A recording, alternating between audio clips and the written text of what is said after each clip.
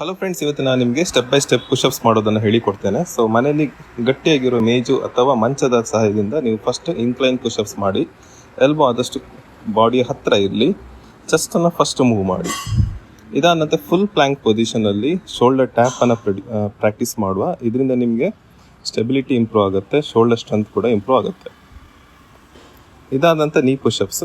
So first ಅಂಬೆಗಾಲಿಡಿ, ಅದಂಥ ಬಾಡಿಯನ್ನು ಪ್ಲ್ಯಾಂಕ್ ಪೊಸಿಷನ್ ತೊಗೊಂಡೋಗಿ ನೀಯನ್ನು ಅಲ್ಲೇ ಡೌನ್ ತಗೊಂಡು ಬನ್ನಿ. ಫ್ಲೋರಿಗೆ ಟಚ್ ಮಾಡಿ, ಮ್ಯಾಟ್ ಯೂಸ್ ಮಾಡಿ ಚೆಸ್ಟನ್ನು ಫಸ್ಟ್ ಮೂವ್ ಮಾಡ್ತಾ ಕೆಳಗೆ ಬನ್ನಿ.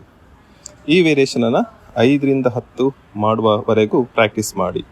ಒಂದ್ಸಲ ಇದು ಕಂಫರ್ಟೇಬಲ್ ಆದ ನಂತರ ನೆಗೆಟಿವ್ ಪುಷಪ್ಸ್ ಕಡೆ ಹೋಗುವ.